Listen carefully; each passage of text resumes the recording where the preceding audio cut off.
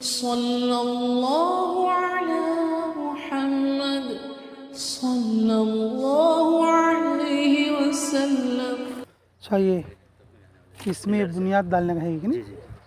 اچھی بات، تھوڑا سا دائرہ بنا لو کہ انشاءاللہ ایسے تھوڑا قریب آ جاؤ۔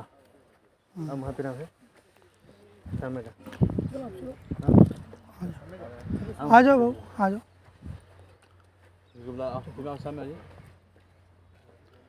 کیا نام ہے ان کا؟ سامنے کا آ جاؤ با۔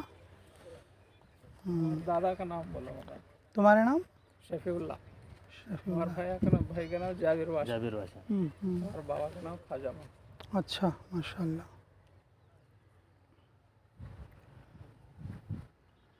بہت بڑی ہمت کی بات ہے، ماشاءاللہ۔ اللہ آپ کے اس عطیے کو اپنے فضل سے قبول فرما لے۔ جی ہاں، اس موقع پر ایک بات میرے ذہن میں آ رہی، جی مختصر ہی ہے، اس کے بعد دعا کر لیں گے۔ اللہ رب العزت سب سے پہلے نبیوں کا انتخاب فرماتے ہیں انسانوں کی ہدایت کے لیے۔ جی انبیاء کے انتخاب کے بعد اللہ رب العزت انبیاء کو ساتھ دینے والوں کا انتخاب فرماتے ہیں، کون ان کو ساتھ دے گا۔ جی کون ان کو ساتھ دے گا، اللہ ان کا انتخاب فرماتے۔ اب جیسے انبیاء کے وارث علماء ہیں، جب اللہ نے ان کو منتخب کیا، ان کو ساتھ دینے والوں کو بھی اللہ نے انتخاب کیا۔ اللہ ان کو ساتھ دینے والوں کو بھی، حالانکہ چاگل مرری میں کروڑ پتی لوگ ہیں، بڑے بڑے لوگ ہیں، ہاں سب کا ذہن اس طرف نہیں جاتا۔ بہت کم ہی لوگ ہوتے ہیں جو اللہ تعالیٰ کی جو ہے رحمت میں حصہ لینا چاہتے ہیں۔ بعض لوگ ایسے تو تھوڑا حصہ لیتے ہیں، اس کا مطلب یہ نہیں کہ وہ محروم ہے۔ جی کچھ لوگ زیادہ لیتے، کچھ لوگ کم لیتے، اللہ ساتھ دینے والوں کو منتخب کرتے۔ اب دیکھو اصل بات، اللہ رب العزت اسی طریقے سے زمینوں کا بھی انتخاب فرماتے۔ کس کا انتخاب فرماتے؟ رسول اللہ صلی اللہ علیہ وسلم کے بعثت کے لیے اللہ رب العزت نے مکہ کا انتخاب فرمایا۔ رسول اللہ صلی اللہ علیہ وسلم کے جو ہے جائے وفات کے لیے، مدفن کے لیے، رسول اللہ صلی اللہ علیہ وسلم کے لیے اللہ تعالی نے مدینہ منورہ کا انتخاب فرمایا۔ اور تمام محققین کا کہنا یہ ہے، عرش اعظم کے بعد اگر کوئی متبرک جگہ ہے تو وہ مدینہ منورہ کی وہ جگہ ہے جس میں رسول اللہ صلی اللہ علیہ وسلم دفن ہے۔ تو جس طرح سے اللہ انبیاء کا انتخاب فرماتے اور جس طرح سے انبیاء کو ساتھ دینے والوں کو منتخب فرماتے، جس طرح سے اللہ علماء کو منتخب فرماتے، اسی طرح سے علماء کے ساتھ دینے والوں کو بھی منتخب فرماتے۔ ہر کوئی ابوبکر نہیں بنتا، ہر کوئی عمر نہیں بنتا، ہر کوئی عثمان غنی نہیں بنتا، ہر کوئی علی مرتضیٰ نہیں بنتا۔ ساتھ دینے والوں میں بھی درجات رہتے، کوئی کس لائن سے ساتھ دیتا، کوئی کس لائن سے ساتھ دیتا، کوئی کس لائن سے ساتھ دیتا۔ اللہ تعالیٰ ماشاءاللہ یہ جگہ کو اللہ نے طے کر کے رکھا تھا، یہاں پر قال اللہ قال رسول ہوگی۔ جی حدیث کی اس وقت میں بہت سخت ضرورت ہے۔ لوگ حدیث کے نام پر حدیث کی مخالفت کر رہے ہیں، حدیث کے نام پر حدیث کی کیا کر رہے ہیں؟ مخالفت کر رہے ہیں۔ تھوڑے حدیثوں کو مان لیا، تھوڑے حدیثوں کو مان لیا، اور باقی جو حدیثوں کا جو ذخیرہ ہے اس کو کیا کر دیا؟ انکار کر دیا۔ یہ تھوڑے کا اس بات کرنا وہ زیادہ کا انکار کرنے پر بھاری نہیں پڑے گا، وہ بھی حدیث کا انکار کرنا ہی ہوگا۔ حدیث کے نام پر اس وقت میں حدیث کا انکار ہو رہا ہے ایسے زمانے میں، اور علوم حدیث کی بہت سخت ضرورت ہے۔ یہ جو مدرسے اور جس میں عالم کورس ہوتا ہے وہ حدیث کی بنیاد ہے، مکتب قرآن کی بنیاد ہے، درجہ حفظ یہ قرآن کی بنیاد ہے، لیکن عالم کورس کا جو مدرسہ ہے وہ حدیث کی حفاظت کا ذریعہ ہے۔ جی اللہ رب العزت نے رسول اللہ صلی اللہ علیہ وسلم کے لیے ارشاد فرمایا، وَأَمَّا بِنِعْمَةِ رَبِّكَ فَحَدِّثْ۔ اللہ رب العزت نے یہ جو حدیث کو اور صوفیہ یہ علماء اور مفسرین نے اور جو حدیث کے لفظ کو وہاں سے نکالا. رسول اللہ صلی اللہ علیہ وسلم کے کلام کو حدیث کہا جائے گا. قرآن کی جیسے حفاظت ہوگی اور حدیث کی بھی ویسے ہی حفاظت ہوگی. تو ماشاءاللہ یہ جگہ کو اللہ نے اس کلام کی حفاظت کے لیے انتخاب کیا ہے. اس میں جتنے بچے آئیں گے پڑھیں گے اور جو ہے قال اللہ قال رسول ہوگا اور اس میں اللہ کے ارشادات رسول اللہ صلی اللہ علیہ وسلم کے ارشادات کہ ہم نے دیکھا دوسرے جگہوں پر عورتیں محدثہ ہیں. بچے اپنے ماں اور دادی کے پاس پڑھ کے اور بڑے بڑے محدث یعنی کہ بخاری شریف کے حافظ امام احمد موطا امام محمد کے حافظ اور جو ہے ابن مالک کے حافظ جی بڑی بڑی کتابوں کے حفاظ عورتوں کے پاس پڑھ کر بن رہے. اور ہمارے ہاں اس کی بہت کمی ہے. عام طور پر بچے بہت کمی چاہتے ہیں ہمارے علاقے میں اور جو بچے پڑھ بھی لیتے عالم کورس تک بہت دیر میں پہنچتے. لیکن اس وقت میں آپ جیسے حضرات کو اللہ نے دل پھیرا ہے. نبیوں کی مشن میں نبیوں کی محنت میں ساتھ دینے کے لیے اللہ نے آپ لوگوں کو چنا ہے. جو لوگ ابتدا میں ہیں انتہا تک رہنا ہے انشاءاللہ. جو لوگ ابتدا میں ہیں انتہا تک رہنا ہے. جب تک ہم زندہ ہیں اور اس کو پھلنے اور پھولنے کے لیے ہمیں کوشش کرتے رہنا ہے. کوشش کریں گے سبھی انشاءاللہ. تو ماشاءاللہ اللہ یہ جگہ والوں کو بھی اللہ بہت قبول فرمائے. اللہ ان کے ارادے کو بھی قبول فرمائے. یہ ارادہ انہوں نے نہیں کیا, اللہ نے ان کے ارادے کو بدل کر یہ جگہ کو اللہ تعالیٰ نے علم حدیث کی جو ہے محنت اور اس کے مدونات کے لیے اللہ تعالیٰ نے جگہ مرحمت فرمایا ہے. اللہ نے یہ کام جو ہے حضرت والا کے ہاتھ سے جو ہے حضرت مولانا خلیل احمد صاحب کہ ان کے نگرانی میں یہ کام چل رہا ہے. ماشاءاللہ یہ ان کے لیے بھی اور جیسے ہم دعا کرنے کے لیے آئے, ہم تو کچھ نہیں ہیں, صرف بزرگوں کے قدموں کی دھول ہیں صرف جی.